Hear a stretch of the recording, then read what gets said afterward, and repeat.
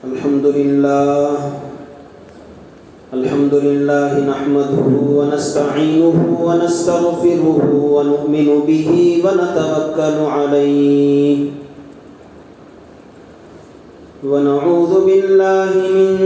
شرور أنفسنا ومن سيئات أعمالنا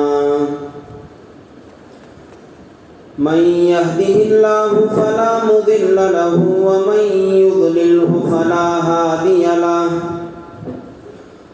ونشهد أن لا إله إلا الله وحده لا شريك له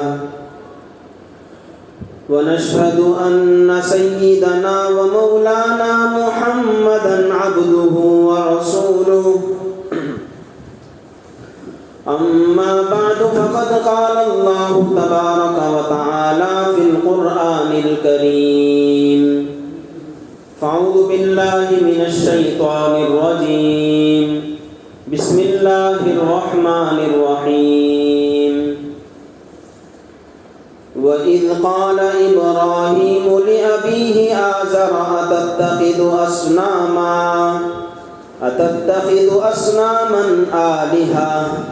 إني أراك وقومك في ضلال مبين وكذلك نري إبراهيم ملكوت السماوات والأرض وليكون من الموقنين فلما جن عليه الليل رأى كوكبا قال هذا ربي فلما أفل قال لا أحب الآفلين صدق الله العظيم وصدق رسوله النبي الكريم ونحن على ذلك لمن الشاهدين والشاكرين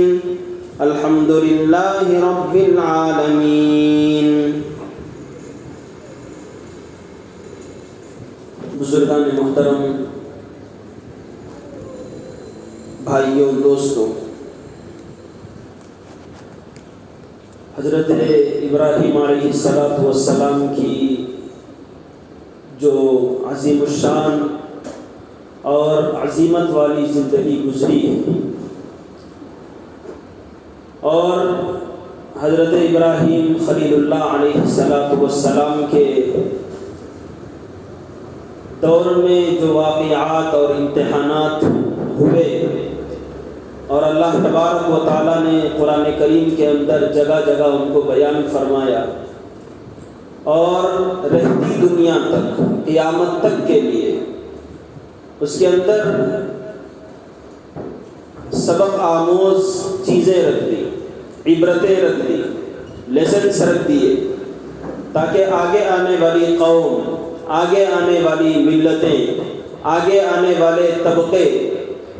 حضرت ابراہیم اور آپ کے خاندان کے واقعات کو پڑھ کر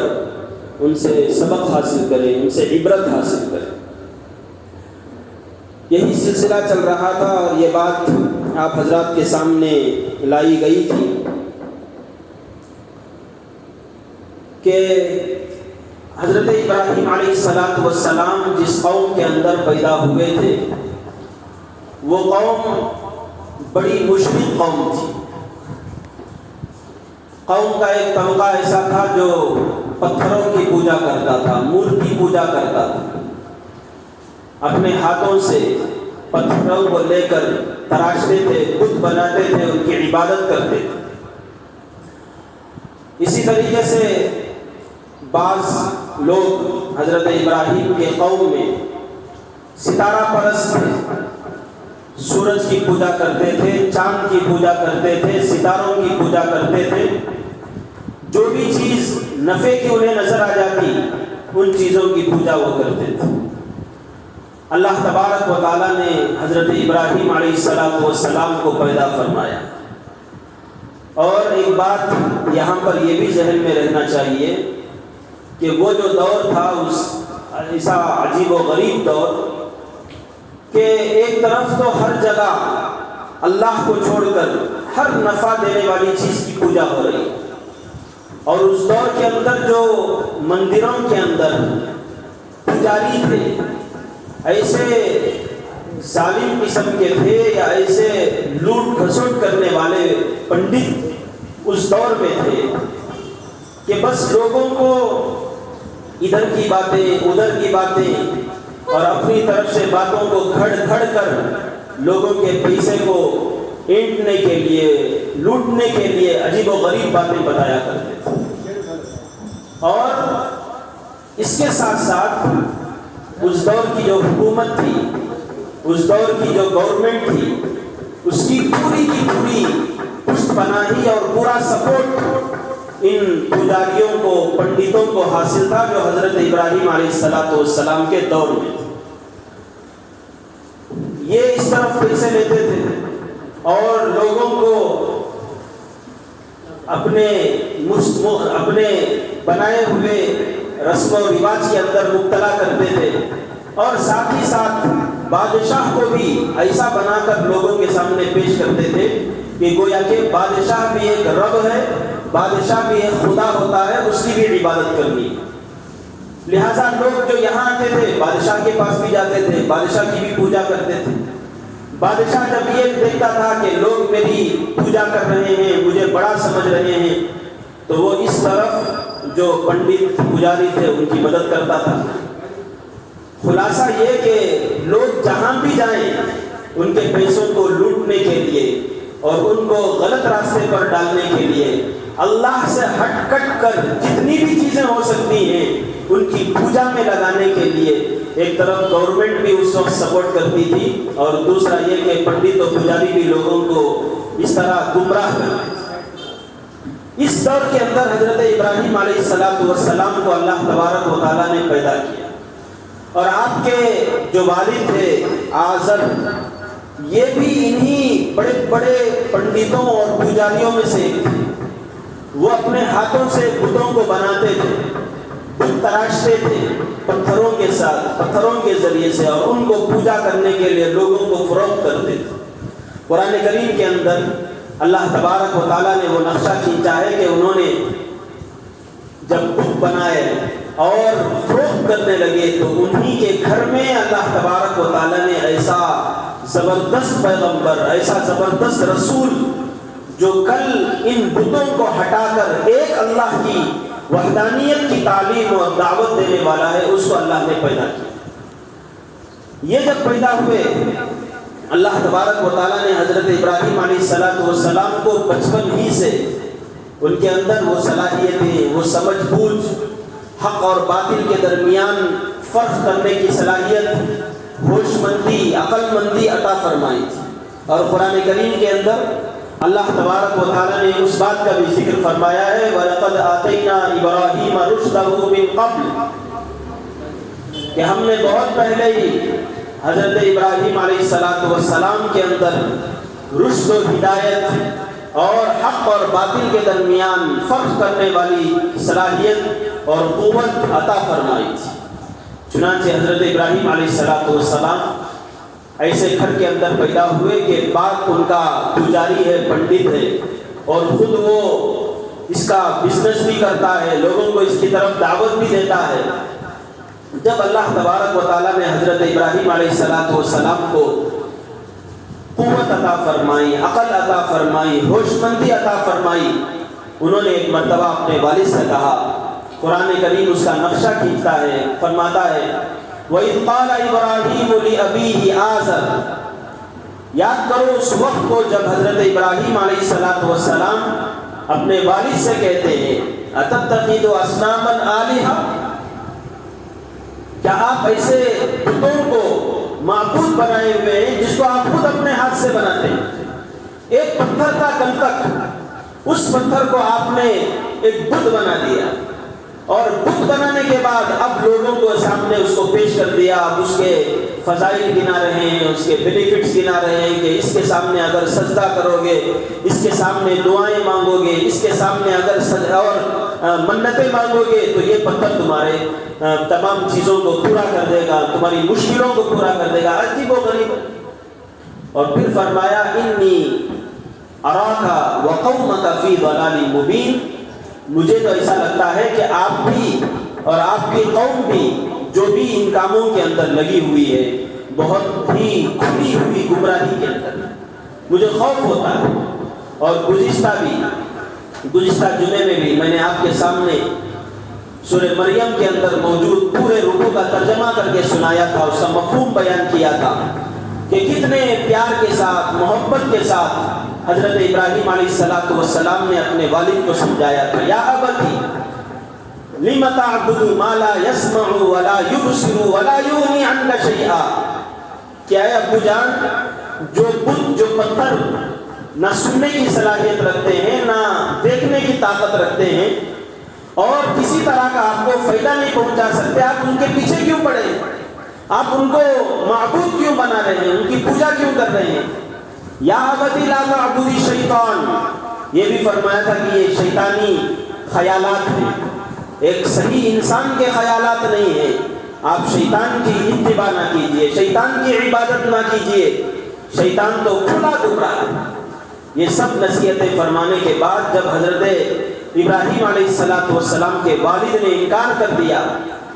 تو قرآن کریم نے اگرچہ کہ مختصر طور پر بیان کیا ہے، اور چونکہ پورے واقعے کو قرآن بیان نہیں کرتا، جتنی سبق آموزی کے لیے، لیسن حاصل کرنے کے لیے، سبق لینے کے لیے ضرورت ہوتی ہے، اتنی ہی بات قرآن بیان کرتا ہے، تو اس کے اندر اتنی ہی بات آئی۔ لیکن ہم لوگ سمجھ سکتے ہیں کہ یہ بہت دن تک باپ بیٹے کے اختلافات ہوتے رہے۔ اسی دوران حضرت ابراہیم علیہ السلام اپنے قوم کو بھی سمجھاتے رہے۔ ان کی جو قوم تھی، ایک تو پتھروں کی پوجا کرتی تھی، وہاں بھی سمجھاتے تھے، اور قوم کا ایک بڑا طبقہ وہ تھا جو سورج کی پوجا کرنے والے، چاند کی پوجا کرنے والے، ایسے لوگ تھے۔ حضرت ابراہیم علیہ السلام نے لوگوں کو سمجھایا، لیکن ماننے کے لیے تیار نہیں۔ ایک مرتبہ وہ بیٹھ گئے اور لوگ بھی ان کے آس پاس تھے، تو ان کی ہاں میں ہاں ملانے کے لیے، ان کو اصل میں مقصد یہ تھا کہ ان کو صحیح راستے پر لائے، ان کی ہاں میں ہاں ملاتے ہوئے حضرت ابراہیم علیہ السلام نے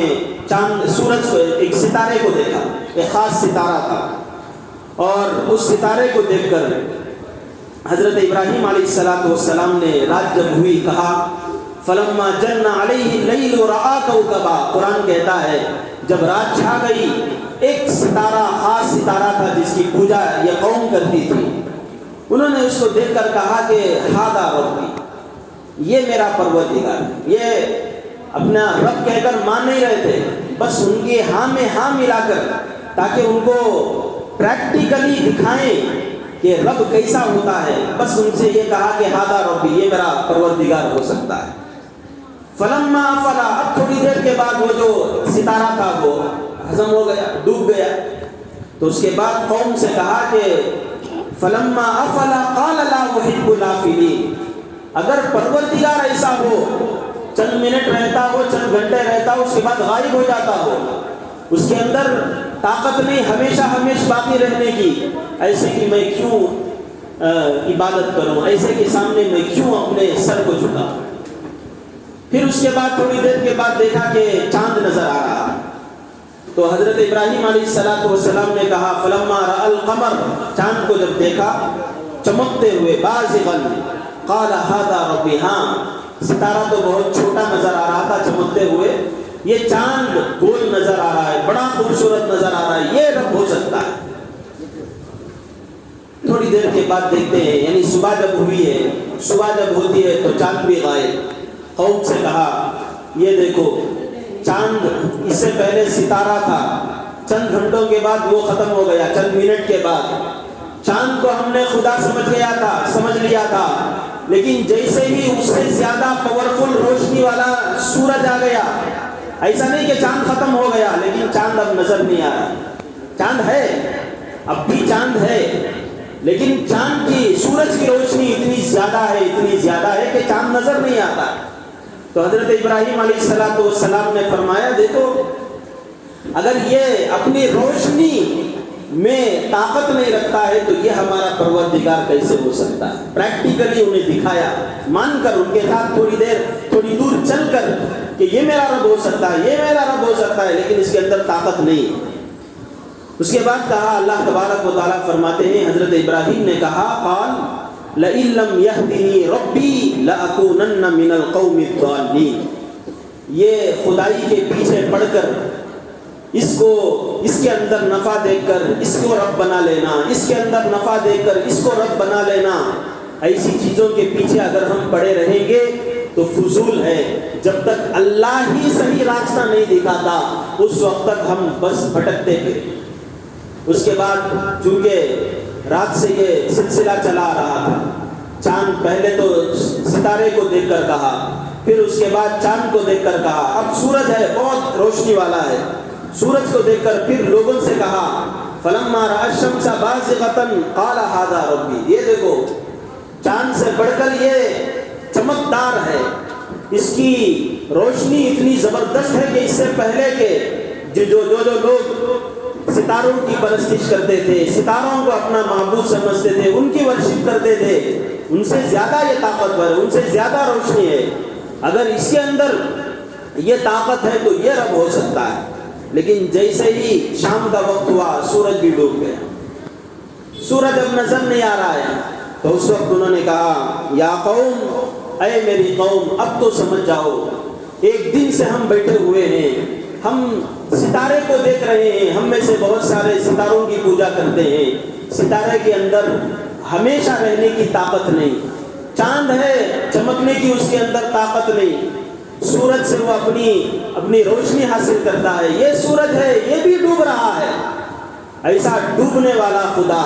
ایسا ڈوبنے والا کیسا رب ہو سکتا ہے؟ پریکٹیکلی ان کو سمجھایا اور کہا، میری قوم یاد رکھو، انی بریء مما تشرکون، تم جس کو بھی خدا سمجھ رہے ہو اور اللہ سمجھ کر اسے اللہ کے ساتھ شریک ٹھہرا رہے ہو، میں ان سے کوئی تعلق نہیں رکھتا، میں ان سے کوئی تعلق نہیں رکھتا، میرا پروردگار تو وہ ہونا چاہیے جو کبھی ڈوبے نہیں، میرا پروردگار تو ایسا ہونا چاہیے جس کا مقابلہ کوئی نہیں کر سکتا، یہ چاند ہے یہ ڈوب رہا ہے، یہ سورج ہے یہ ڈوب رہا ہے، اس کے اندر ہمیشہ باقی رہنے کی طاقت نہیں ہے، لہٰذا میں ان کے پیچھے پڑنے والا نہیں ہوں۔ اگر آپ بھی صحیح سمجھ بوجھ رکھتے ہو، اگر آپ کے اندر بھی سمجھداری ہو، عقل مندی ہو، ہوش مندی ہو، تو ایسی صورت میں آپ بھی ان چیزوں کو چھوڑ کر صحیح خدا کون ہے، صحیح پروردگار کون ہے، ان پوری جہاں کو چلانے والا رب کون ہے، اس کی تلاش میں لگ جاؤ، اس کی تلاش کے اندر لگ جاؤ۔ کچھ لوگ اس دور کے جن کو اللہ تبارک و تعالیٰ نے ان کی ہدایت مقرر فرمائی تھی، انہیں سمجھداری عطا فرمائی تھی، پریکٹیکلی جب حضرت ابراہیم علیہ السلام نے دکھایا تو مان لیے۔ یہ مان لینے کے بعد ایک اور قوم باقی تھی جو بتوں کی پوجا کرتی تھی، بت یہ جو مورتی کی پوجا کرتی تھی اس کی ورشپ کرتی تھی، باپ خود بنا بنا کر بیچ رہا ہے۔ حضرت ابراہیم، قرآن کہتا ہے یہ جب بات آئی تو حضرت ابراہیم علیہ السلام اس طرف بھی متوجہ ہوئے، اور 17ویں پارے کے اندر وہ پورا واقعہ موجود ہے سورہ انبیاء کے اندر کہ حضرت ابراہیم علیہ السلام کی قوم، یہ قوم جو تھی ستاروں کی پوجا کرنے والی، چاند کی پوجا کرنے والی، سورج کی پوجا کرنے والی، اس میں سے کچھ لوگوں کو جن کو عقل تھی، سمجھداری تھی، وہ ان چیزوں کو چھوڑ چکی تھی، لیکن بہت سارے لوگ آپس میں یہ گفتگو کرنا شروع کر دیے تھے، یہ ہمارے خدا کو کیسے کہہ سکتا ہے، یہ ہمارے رب کو، ہمارے چاند کو، سورج کو ایسی باتیں کیسے کہہ سکتا ہے، اس طرح کی باتیں قوم کے اندر ہونے لگی۔ اور یہاں جو بحث و مباحثہ چل رہا تھا باپ بیٹے کے درمیان، لوگوں کو اس کے تعلق سے بھی علم تھا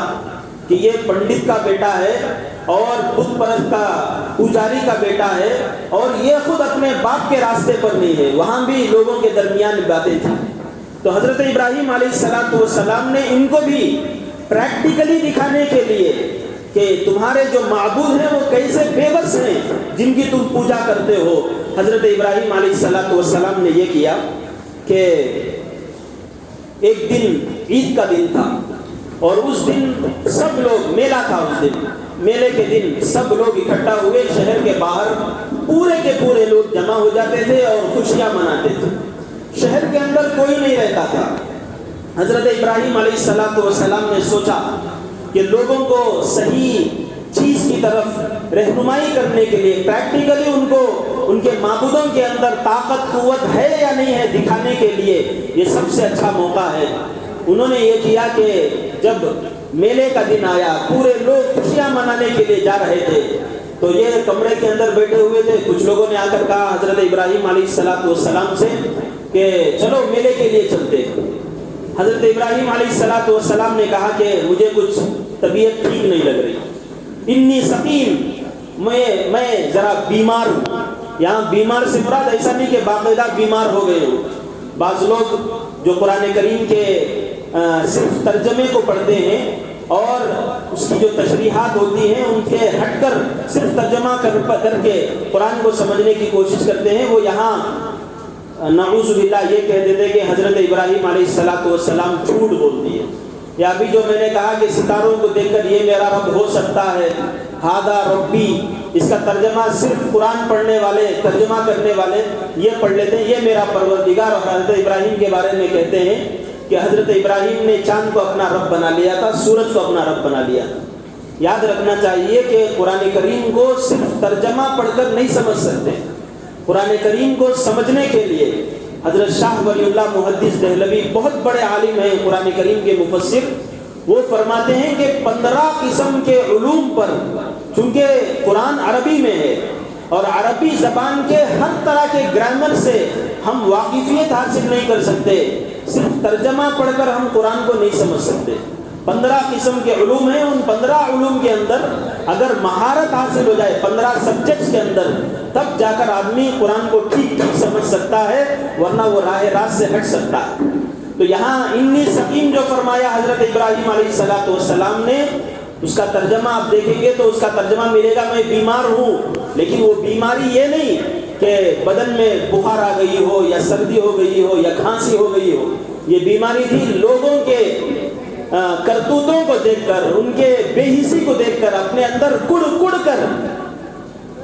انہیں بہت زیادہ تکلیف پہنچ گئی تھی، جس کی وجہ سے وہ تھوڑا ڈپریشن میں چلے گئے تھے، یا سمجھیے کہ بیزار ہو گئے تھے، اور اس کا اثر ان کے بدن پر بھی کچھ ظاہر ہو رہا تھا، یہ مطلب ہے۔ تو حضرت ابراہیم علیہ السلام نے کہا میں بیمار ہوں، میں نہیں آ سکتا۔ پوری قوم چلی گئی۔ جب پوری قوم چلی گئی، چونکہ پنڈت کے گھرانے کے تھے حضرت ابراہیم علیہ السلام، ان کے والد آزر پنڈت پجاری تھے، تو انہوں نے یہ کیا کہ سیدھا گئے اور جا کر جتنے بت بنائے گئے تھے، جو سب سے بڑی مندر تھی اس زمانے کے اندر، اور اس کے اندر جتنے بت تھے، جتنے مورتیاں رکھی ہوئی تھی، حضرت ابراہیم علیہ السلام نے کلہاڑی لی اور کلہاڑی لے کر جتنے بت تھے، ایک جو سب سے بڑا بت ہے اس کو چھوڑ کر جتنے بت تھے سب کو توڑ دیا۔ سب کو توڑنے کے بعد جو سب سے بڑا جو بت تھا، کلہاڑی کو اس کے کاندھے پر رکھ دیا اور پھر واپس آ کر اپنے گھر میں اپنے روم میں آ کر بیٹھی۔ اب قوم جو میلہ دیکھنے کے لیے گئی تھی وہ واپس آتی ہے، واپس آ کر دیکھتی ہے کہ مندر کے اندر جتنے بت رکھے ہوئے تھے وہ پورے کے پورے بت ٹوٹے ہوئے ہیں۔ کوئی کسی کا ہاتھ ٹوٹا ہوا ہے، کسی کا سر ٹوٹا ہوا ہے، کسی کی ٹانگیں بالکل ختم ہو چکی ہے، زمین پر پڑا ہوا ہے، کوئی تو بالکل ختم ہو چکا ہے۔ اب بہت بڑا واقعہ، جس طرح آج کے دور میں اگر کوئی مسجد کے اندر توڑ پھوڑ ہو جائے یا کسی مندر کے اندر کچھ توڑ پھوڑ ہو جائے تو جتنا بڑا واقعہ سمجھا جاتا ہے، اس طرح بہت بڑا واقعہ ہو گیا تھا کہ مقدس گھر کے اندر ان کے ایسا واقعہ پیش آیا تھا۔ لوگوں کے اندر پھر ذرا پریشانیاں اڑ گئیں اور لوگ ادھر ادھر بھاگنے لگے کہ کس نے کیا ہے، کس نے کیا ہے، کس نے کیا ہے۔ تو پھر دوبارہ حضرت ابراہیم علیہ السلام کی طرف لوگوں کی نگاہ گئی کہ سب لوگ تو میلے کو آ چکے تھے، ابراہیم نے یہ کہا تھا کہ میں بیمار ہوں، میں نہیں آؤں گا، ہو سکتا ہے کہ اسی نے کیا۔ چنانچہ بادشاہ کے سامنے سب لوگوں نے حضرت ابراہیم علیہ السلام کو پیش کیا۔ حضرت ابراہیم علیہ السلام جب پہنچے تو بادشاہ نے پوچھا کہ پہلے تو لوگوں کے درمیان یہ بات ہوئی کہ کس نے کیا ہے، اس کے بعد بادشاہ نے پوچھا کہ ابراہیم کیا تم نے کیا ہے، یہ اس کو پھوڑ دیا، اس کو توڑ دیا، یہ تم نے کیا ہے؟ تو حضرت ابراہیم علیہ السلام نے لوگوں سے کہا کہ آپ اندازہ لگائیے، جو اپنے آپ کو بچا نہیں سکتے، یہ پتھر ہے، اس کے سامنے اگر کوئی तबर्रुक रखा हुआ हो और लोग उसे तबर्रुक समझ कर खाते हो, अब उसे कोई चूहा खींच कर लेकर जाता हो या कोई मक्खी बैठती हो, तो उस मक्खी को हटाने की जिसके अंदर ताकत नहीं, कुव्वत नहीं, ये आप लोगों की परेशानियां कैसे दूर करेंगे, ये आप लोगों की मुसीबतें कैसे दूर करेंगे। इस तरह वाक़या बहुत तफसीली है, मैं आप लोगों को आइंदा मरतबा फिर सुनाऊंगा और इसके आगे की जो कारगुजारी उस वक्त हुई थी वो इंशाअल्लाह आइंदा जुमा में बयान करूंगा। मुझे यहाँ पर कहना यह है, यहाँ तक रुका कर कि लोगों के अंदर ये जो गुमराहियाँ हैं और शिर्क व कबाहत के अंदर जो लोग पड़े रहते हैं, सबसे पहले उनके अक्लों पर पर्दा पड़ जाता है। ये जितने भी शिरकियात की चीज़ें हैं हमारे इस मुआशरे के अंदर, हम मुसलमान हैं, अल्लाह तबारक व ताला ही की इबादत करते हैं, लेकिन बहुत सारी मोटी मोटी चीज़ें होती है लेकिन हम लोग उसे समझ नहीं पाते। ये इस वजह से समझ नहीं पाते कि शिर्क के पर्दे हमारे जहनों पर पड़े रहते हैं। मोटी मोटी चीज़ें होती है, एक अल्लाह का वली हो या एक अल्लाह का नबी हो, नबी अलैहिस्सलातु वस्सलाम ने भी साफ अपने बारे में बयान कर दिया और ये भी कह दिया कि अगर मुश्किल कुशा को ये हो सकता है, इनिल हुक्मु इल्ला लिल्लाह। अल्लाह तबारक व तआला ने साफ साफ बयान कर दिया कि दुनिया के अंदर कोई हुकूमत चलाने की बात हो, कोई असल हो, तो वो सिर्फ और सिर्फ अल्लाह की ज़ात हो सकती है। लोगों के मुश्किलों को दूर करने वाली ज़ात भी अल्लाह की और लोगों के परेशानियों को ख़त्म करने वाली ज़ात भी अल्लाह की। लेकिन आज अफसोस की बात यह है कि अगर हमारे घरों के अंदर कोई परेशानियाँ आ जाती हैं, कोई मुसीबतें आ जाती हैं, तो फ़ौरन हमारा जहन इस तरफ जाता है कि किसी ने कोई जादू करा दिया होगा, या आमिलों की तरफ जहन चले जाता है, या हमारे घरों के अंदर ये ख्याल आ जाता है कि शायद जो अभी अभी निकाह करके एक औरत जो हमारे घर के अंदर आई है, इसके कदम पड़ने की वजह से ये हादसा हो चुका है। ये ऐसी चीज़ें हैं जो बिल्कुल शिरकियात से मुताल्लिक़ हैं। और कभी मंदिरों के सामने हमारे मुसलमान औरतें जाकर उनका वहाँ प्रसाद लेकर खाकर ये समझती हैं कि यह प्रसाद लेने की वजह से हमारे लोगों के जो बीमारियाँ हैं, ये मुसीबतें हैं, ये ख़त्म हो जाएगी। हज़रत इब्राहीम अलैहिस्सलाम के इस वाक़ये से हमें इस बात का भी इल्म होता है कि लोग जो मोटी मोटी अकल की बातें जो होती हैं, शिर्क ऐसी कबीह चीज़ है कि शिर्क का हमला जिस तरह इंसान पर दूसरी जगह होता है, उसकी अकल पर भी होता है और अकल में आने वाली मोटी मोटी बातों को भी वो समझ नहीं पाते। अपनी जगह हो सकता है कि कोई बहुत बड़ा इंजीनियर हो, अपनी तरह हो सकता है कि वो अपनी जगह में बहुत बड़ा डॉक्टर हो, बहुत बड़ा साइंटिफिक लॉजिक्स को वो हर जगह देखता हो, या कोई भी लॉजिकली बात हुई तो ही वो सामने रखता हो, लेकिन घर के अंदर होने वाली ऐसी शिरकियात की चीज़ों को, सूरज ग्रहण का मसला आ गया, चांद ग्रहण का मसला आ गया, जो हामिल औरत है उसे घर के अंदर सुला देते हैं और ये कहते हैं कि अगर वो कोई हाथ लगाती है किसी चीज़ को या पकाने के लिए जाती है तो कल के दिन जो बच्चा पैदा होगा उसका होंठ कटा हुआ होगा। ये चीज़ें ऐसी है जो शिरकियात से मुताल्लिक़ है। जैसे कि मैंने कहा, शिर्क का जो हमला होता है वो बहुत सारी जगहों पर होता है। सबसे बड़ा हमला जो शिर्क का वो होता है वो इंसान के अकल पर होता है, अकल उसकी मारी जाती है। लिहाजा यहाँ इस वाक़ये से भी हमें पता चला, हम लोगों को कोशिश इस बात की करनी चाहिए कि हम लोग ऐसी जो घरों के अंदर हमारी शिरकियात की जो बातें होती हैं इसे हम ख़त्म करने की कोशिश करें और जो बिदआत किस्म की जो चीज़ें होती हैं उसे भी ख़त्म करने की कोशिश करें। अल्लाह तबारक व तआला ने हज़रत इब्राहीम अलैहिस्सलाम के ज़िंदगी के अंदर इन वाक़यात के अंदर जो सबक हमारे लिए रखे हैं, अल्लाह तबारक व तआला उनको समझकर हमें अपनी ज़िंदगी को सही गुजारने के अल्लाह हमें तौफ़ीक़ अता फ़रमाएँ। ये वाक़या मैं आखिर में और भी इसका वाक़या कुछ हिस्सा बाकी है, इसको यहाँ तक रुकाया हूँ। आप हज़रात से गुजारिश है कि ज़रा जल्दी आने की कोशिश करें ताकि आधा घंटा हमें वक्त मिलता है। आधे घंटे में मैं देखता हूँ कि शुरू जब बयान होता है तो सिर्फ अगर मस्जिद में गिना जाए तो बस 10 लोग 12 लोग मौजूद रहते हैं। आधे जो लोग आते हैं आधे बयान के बाद आते हैं, आधा घंटा मिलता है आधे बयान के बाद, यानी 15 मिनट के बाद आप हजरात अगर यहाँ पर आए तो मैं आप हजरात को क्या बताऊँ। लिहाजा आप हजरात भी कोशिश करें इस बात की कि अपने घरों में बैठे रहने के बजाय या कामकाज में मसरूफ़ जो रहते हैं उसमें ज़रा अपना वक्त निकाल कर जल्दी आने की कोशिश करें। कितनी खुशकिस्मती की बात है हम मुसलमानों के लिए। आप अंदाज़ा लगा लीजिए, हर जुमे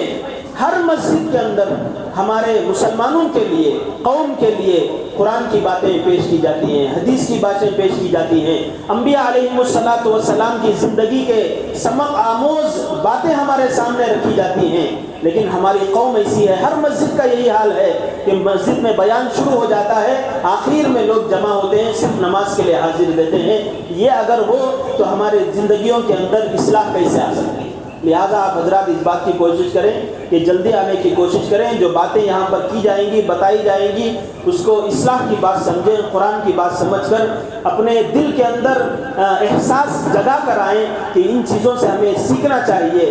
بہت سارے پڑھنے کے بچے ہوتے ہیں، وہ مدرسوں کے اندر یا مکتبوں کے اندر پڑھ لیتے ہیں، لیکن جو بڑے لوگ جو ہوتے ہیں وہ اور کاموں میں لگے رہتے ہیں، ان کو جانکاری کے لیے بھی، دین کی، اسلام کی جانکاری کے لیے بھی وقت نہیں رہتا۔ ایسے جو موقع ہوتے ہیں، ایسے موقعوں پر آنا چاہیے، سننا چاہیے اور اپنے وقت کو صحیح طور پر لگانا چاہیے۔ اس سے ہماری زندگیوں کی اصلاح تو ہوگی ہی، ساتھ ساتھ ہمارے بچے ہیں چھوٹے، ان کی اصلاح ہمارے اوپر ہے۔ ہمارا بچہ ہے، میرا بیٹا ہے، اس کی اصلاح میرے اوپر۔ اگر باپ کو ہی کسی نبی کے بارے میں نہیں معلوم، کسی پیغمبر کے بارے میں نہیں معلوم، ان کے واقعات کا علم نہیں، تو پھر بیٹے کو، بچے کو ماں کیا سنا سکتی ہے، باپ کیا سنا سکتا ہے؟ لہٰذا اس بات کی کوشش کریں کہ جلدی آنے کی کوشش کریں۔ اللہ تبارک و تعالی ہمارے اندر اس احساس کو پیدا کرے اور جو باتیں کہی ہوئی ہیں ان پر عمل کرنے کی توفیق عطا فرمائے۔ وآخر دعوانا الحمد للہ رب العالمین۔